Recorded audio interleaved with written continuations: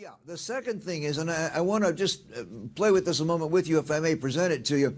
You know, in the beginning of becoming a child molester, when a person starts moving into that valence, they often don't realize until afterwards that something alien to their normal mentality is taking them over, and they'll do something that at the time they think is harmless, but in fact is a step after a step after a step that ultimately puts them in a situation of such temptation they lose control and molest. And only afterwards can they go back and retrace that pattern and say it started back then and I didn't understand it. That's why I say it's a compulsion. It's not the same thing as saying the person is a child molester. It's the compulsion that is the molester, and it infects them. And the infection starts when they were abused. You know, victims become predators. It's an awful cycle that we've got to find a way to end. And Jake, I got to go to break, but one other thing is that people have to be motivated to get better. That's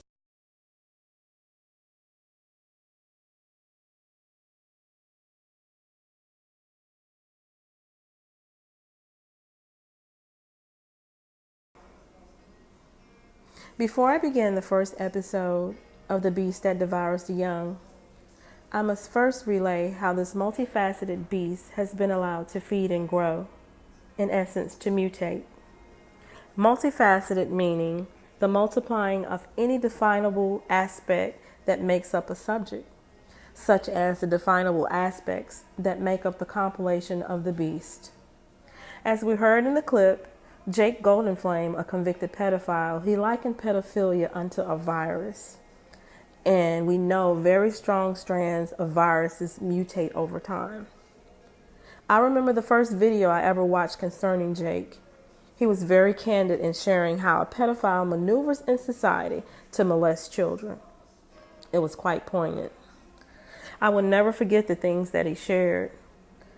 After that, I was able to take that information and put it into lessons to teach children how to spot and behave defensively against pedophiles. I will share Jake's accounts extensively later on in the series.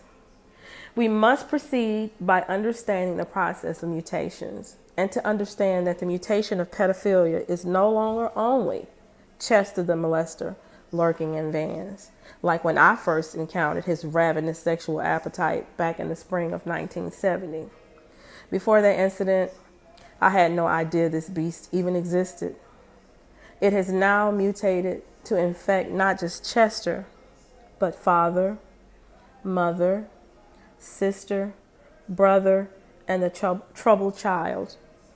For now this beast, through them, lurks in plain sight. The plain sight begets familiarity that accompanies kinships. These kinships make it almost impossible to address the beast. Just imagine a child who has little to no support, attempting to alert adults of the beast who has taken on the title of a popular father or a well-respected mother. Now imagine the same child lacking the confidence to go tell mommy this: your favorite brother touched me there, and it's not fair, and it's not right. Or the little starlet lost, the beautiful little girl raised by the beast. She is raised in the public's eye as a little ray of hope for the masses. Her loving parents, loving being in quotes, they themselves were molested as children. Now that molestation as a child is a very significant ingredient to the mutation of the pedophile's future.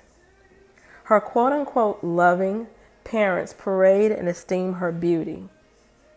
Beauty and innocence create a perfect elixir to keeping the masses drunk.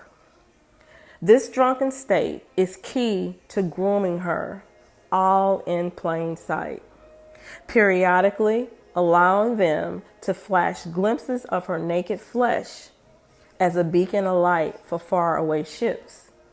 These ships harboring an abundance of pedophiles looking for a place to dock.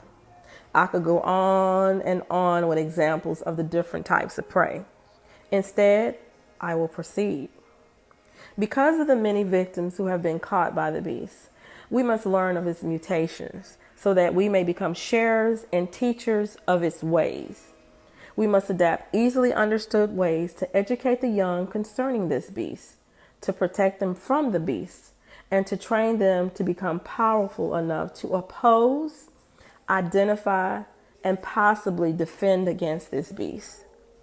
Stay tuned for the first installment of the series. I will give my testimony of facing the beast for the first time when I was 7 years of age.